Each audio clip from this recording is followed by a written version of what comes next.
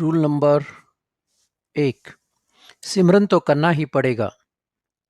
एक बार बाबा साउंड सिंह जी महाराज से एक सत्संगी ने पूछा कि हजूर, आप अपने सत्संग में भजन सिमरन पर इतना जोर क्यों देते हैं, जबकि आप अच्छी तरह से जानते हैं कि हमसे भजन सिमरन नहीं होता। तो हजूर ने फरमाया, मैं अच्छी तरह से जानता हूँ, इसीलिए तो बार बार कहता हूँ कि भजन सिमरन करो। इस जन्म में कम से कम आंखों तक सिमटाओ तो करो, ताकि अंत समय तुम्हें ले जाने में मुझे खुशी महसूस हो। अंत समय जो सिमटाव की तकलीफ जीव को होती है वह असहनीय है, और संतों से अपने जीव की वह तकलीफ देखी नहीं जाती। मैं नहीं चाहता कि आप लोग ऐसी तकलीफ में चोला छोड़ें, इसलिए जितना ज़्यादा हो सके सेवा के साथ साथ अभ्यास में ज़रूर समय दें। फिर फरमाया कि भारी सेवा भी जरूरी है, पर उसको ही सब कुछ मान लेना सबसे बड़ी भूल है।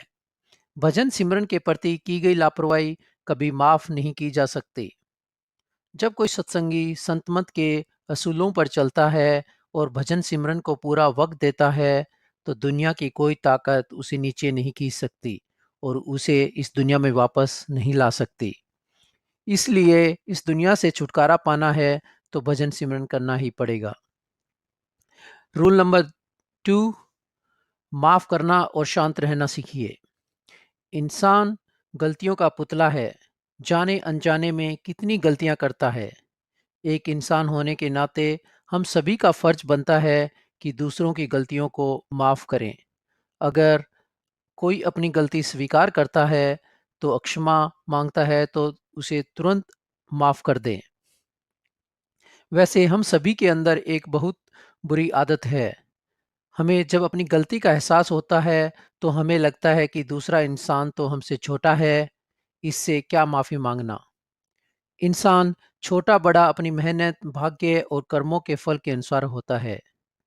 एक बार बिल्कुल शांत होकर ये सोचना कि सुबह से शाम तक जाने अनजाने में हम कितनी गलतियां करते हैं, लेकिन इसके बावजूद भी परमात्मा हमें बिना माफ़ी मांगे ही माफ़ कर देते हैं।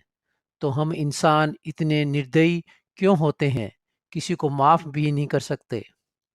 जिंदगी में कभी भी कोई इंसान माफी मांगे तो भूल कर भी उसे नजरअंदाज मत करना, क्योंकि किसी की गलतियों को क्षमा करके उसको गले से लगाना ही इंसानियत है। Rule number 3। हमें किसी इंसान और मजहब से नफरत नहीं करनी चाहिए। कोई मजहब नफरत की शिक्षा नहीं देता। हर मजहब इंसानियत का पैगाम देता है। हमें ईश्वर का शुक्रगुजार होना चाहिए कि उसने हमें इंसान बनाया, नहीं तो वह हमें जानवर भी बना सकता था। ईश्वर ने हमें इंसान बनाया ताकि हम नेक काम करें। उसने इंसान बनाने के साथ ही हमें जिम्मेदारियां भी दी। इंसान होने के नाते यह हमारी जिम्मेवारी है कि हम अपने आसपास रहने वाले लोगों की मदद करें, उनका ख्याल रखें, न कि उनका खून बहाएं। Rule number 4। दूसरों में गुण देखने चाहिए। जो जैसा दिखता है उसे दुनिया वैसी ही दिखाई देती है। अगर हम अच्छाई देखना चाहें तो हमें अच्छे लोग मिल जाएंगे, और अगर हम बुराई देखना चाहें तो हमें बुरे ही लोग मिलेंगे। सब अपने नज़रिए पर निर्भर करता है। हर एक इंसान के अंदर कोई न कोई अच्छाई होती है, इसलिए हमें अवगुणों को नज़रअंदाज करके गुणों को देखना चाहिए और अच्छाई ढूंढनी चाहिए। Rule number 5। किसी की निंदा करना और बुराई करना मालिक की निंदा करना है। हमारे घर के अंदर अगर मकड़ी का जाल लग जाता है तो हम उसे झाड़ से साफ करते हैं।